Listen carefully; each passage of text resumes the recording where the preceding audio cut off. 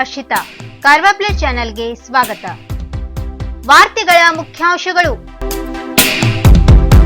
ಕಾರವಾರ ಪಶ್ಚಿಮ ಪದವೀಧರರ ಕ್ಷೇತ್ರಕ್ಕೆ ಮತದಾನ. ಪಶ್ಚಿಮ ಪದವೀಧರರ ಚುನಾವಣೆ ನಿಮಿತ್ತ ಸೈಂಟ್ ಮೈಕಲ್ ಹೈಸ್ಕೂಲಿನಲ್ಲಿ ಶಾಸಕಿ ರೂಪಾಲಿ ನಾಯ್ಕ್ ಭೇಟಿ. ಅಂಕೋಲಾ ಬಿಜೆಪಿ ಕಾಂಗ್ರೆಸ್ ಕಾರ್ಯಕರ್ತರ ನಡುವೆ ವಾಗ್ವಾದ. ಅಂಕೋಲಾದಲ್ಲಿ ಹಳ್ಳವಾದ ಮೊರಳ್ಳಿಯ ಲೋಕೋಪಯೋಗಿ ರಸ್ತೆ. ಹೊನ್ನಾವರದ ಕೆಳಗಿನೂರು ಗ್ರಾಮದಲ್ಲಿ ಶಾಲೆಗೆ ಹೋಗಲು ಸಾಹಸವಾದ ಚತುಷ್ಪಥ. ವಾರ್ತೆಗಳ ವಿವರ. ಕಾರವಾರ ವಿಧಾನ ಪರಿಷತ್ನ ಪಶ್ಚಿಮ ಪದವೀಧರ ಕ್ಷೇತ್ರದ ಚುನಾವಣೆ ಮತದಾನ ನಡೆಯುತ್ತಿದೆ. ನಗರದ ಸೈಂಟ್ ಮೈಕಲ್ ಕಾನ್ವೆಂಟಿನಲ್ಲಿ ತೆರೆಯಲಾಗಿರುವ ಮತಗಟ್ಟೆಯಲ್ಲಿ ಮತದಾರರು ಸಾಲಾಗಿ ನಿಂತು ಹಕ್ಕು ಚಲಾಯಿಸುತ್ತಿದ್ದಾರೆ. ಜಿಲ್ಲೆಯಲ್ಲಿ 13,148 ಮತದಾರರಿದ್ದು 23 ಸ್ಥಳಗಳಲ್ಲಿ 26 ಮತಗಟ್ಟೆಗಳನ್ನು ಸ್ಥಾಪಿಸಲಾಗಿದೆ.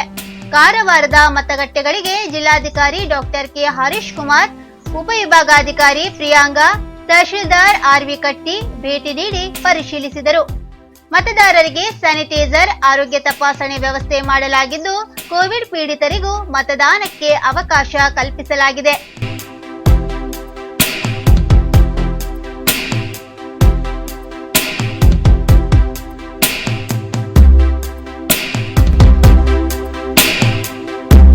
ಪಶ್ಚಿಮ ಪದವೀಧರರ ಚುನಾವಣೆ ಮತದಾನದ ಅಂಗವಾಗಿ ಕಾರವಾರದ ಸೈಂಟ್ ಮೈಕಲ್ ಶಾಲೆಯ ಮತಗಟ್ಟೆಗೆ ಕಾರವಾರ ಅಂಕೋಲಾ ವಿಧಾನಸಭಾ ಕ್ಷೇತ್ರದ ಶಾಸಕರಾದ ಮಾನ್ಯ ಶ್ರೀಮತಿ ರೂಪಾಲಿ ಎಸ್ ನಾಯ್ಕ್ ರವರು ಭೇಟಿ ನೀಡಿದರು.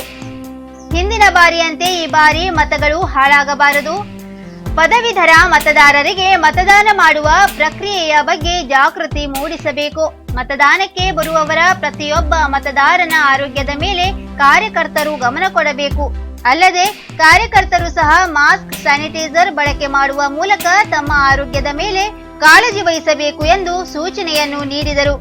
ಈ ಸಂದರ್ಭದಲ್ಲಿ ಬಿಜೆಪಿ ಪಕ್ಷದ ಪದಾಧಿಕಾರಿಗಳು, ವಿವಿಧ ಮೋರ್ಚಾ ಅಧ್ಯಕ್ಷರು, ಕಾರ್ಯಕರ್ತರು ಉಪಸ್ಥಿತರಿದ್ದರು.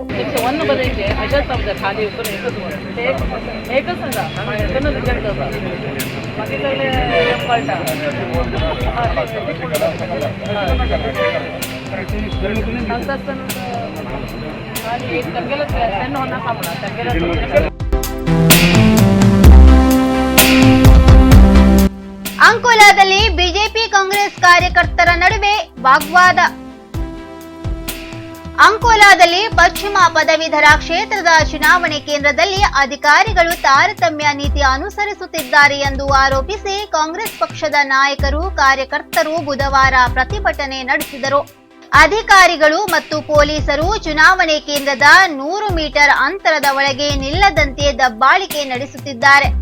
ಆದರೆ ಶಾಸಕಿ ರೂಪಾಲಿ ನಾಯ್ಕ್ ಮತ್ತು ಅವರ ಬೆಂಬಲಿಗರು ಗುಂಪು ಗುಂಪಾಗಿ ಚುನಾವಣೆ ಕೇಂದ್ರದ ಆವರಣಕ್ಕೆ ಬಂದರೂ ಏನು ಕ್ರಮ ಕೈಗೊಂಡಿಲ್ಲ ಎಂದು ದೂರಿದರು.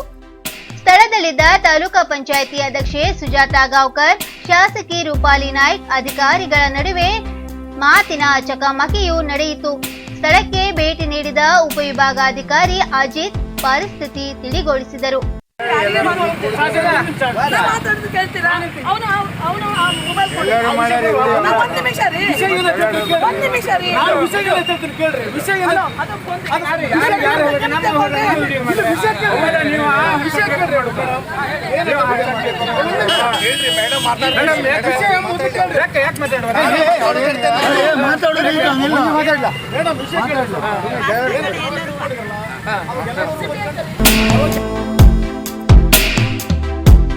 ಅಂಕೋಲಾದಲ್ಲಿ ಹಳ್ಳವಾದ ಮೊರಳ್ಳಿಯ ಲೋಕೋಪಯೋಗಿ ರಸ್ತೆ. ಅಂಕೋಲಾದಲ್ಲಿ ರಾಜ್ಯ ಹೆದ್ದಾರಿಯಾಗಿ ಪ್ರಮುಖ ಕೇಂದ್ರಗಳನ್ನು ಸಂಪರ್ಕಿಸುವ ಮೊಗಟ ಗ್ರಾಮ ಪಂಚಾಯತ್ ವ್ಯಾಪ್ತಿಯ ಮೊರಳ್ಳಿಯ ರಸ್ತೆ ಸಂಪೂರ್ಣವಾಗಿ ಹಳ್ಳವಾಗಿ ಹದಗೆಟ್ಟಿದ್ದು ವಾಹನ ಸಂಚಾರಕ್ಕೆ ಸಂಕಷ್ಟ ತಂದೊಡ್ಡಿದೆ. ಚತುಷ್ಪಥ ಹೆದ್ದಾರಿಗೆ ಹೊಂದಿಕೊಂಡಿರುವ ಮಾದನಗಿರಿಯಿಂದ ಸಾಗುವ ರಾಜ್ಯ ಹೆದ್ದಾರಿ 16 ಪ್ರಮುಖ ಕೇಂದ್ರಗಳನ್ನು ಸಂಪರ್ಕಿಸುವ ಮುಖ್ಯ ರಸ್ತೆಯಾಗಿ ಗುರುತಿಸಿಕೊಂಡಿದೆ. ಈ ರಸ್ತೆ ಯಾತ್ರಾ ಸ್ಥಳ ಯಾಣ, ಪ್ರವಾಸಿ ತಾಣ ವಿಭೂತಿ ಫಾಲ್ಸ್ ಸೇರಿದಂತೆ ಶಿರಸಿ ತಾಲೂಕನ್ನು ಸಂಪರ್ಕಿಸುವ ಕೊಂಡಿಯಾಗಿದೆ. ಅಲ್ಲದೆ ಹೊಸಕಂಬಿ ಮಾರ್ಗವಾಗಿ ಹುಬ್ಬಳ್ಳಿ, ಧಾರವಾಡ, ಬೆಳಗಾವನ್ನು ಈ ರಸ್ತೆಯ ಮೂಲಕ ಸೇರಿಕೊಳ್ಳಬಹುದು. ಹುಬ್ಬಳ್ಳಿಯಿಂದ ಕುಮಟಾ ತಾಲೂಕನ್ನು ಕಡಿಮೆ ಅಂತರದಲ್ಲಿ ಸಂಪರ್ಕಿಸುವ ರಸ್ತೆಯಾಗಿದ್ದು, ಲಕ್ಸುರಿ ಬಸ್ಗಳು ಸಾಕಷ್ಟು ಸಂಖ್ಯೆಯಲ್ಲಿ ಸಂಚರಿಸುತ್ತಿರುತ್ತವೆ. ಹೀಗಾಗಿ ವಾಹನ ಓಡಾಟ ದಿನದಿಂದ ದಿನಕ್ಕೆ ಹೆಚ್ಚಾಗತೊಡಗಿದ್ದು, ಮಹತ್ವದ ರಸ್ತೆಯಾಗಿ ಸ್ಥಾನ ಪಡೆದುಕೊಂಡಿದೆ. ಆದರೆ ರಸ್ತೆ ವ್ಯವಸ್ಥೆ ಅಸ್ತವ್ಯಸ್ತಗೊಂಡಿದ್ದು, ಅಲ್ಲಲ್ಲಿ ಗುಂಡಿಗಳು ಏರ್ಪಟ್ಟಿದೆ. ಅದರಲ್ಲೂ ಮೊಗಟ ಗ್ರಾಮ ಪಂಚಾಯತ್ ವ್ಯಾಪ್ತಿಯ ಮೊರಳಿ ಸೇತುವೆ ಬಳಿ ಗುಂಡಿಗಳಿಂದ ತುಂಬಿಕೊಂಡಿರುವ ರಸ್ತೆ ನೀರು ಸಾಗುವ ನಾಲದಂತಾಗಿದೆ.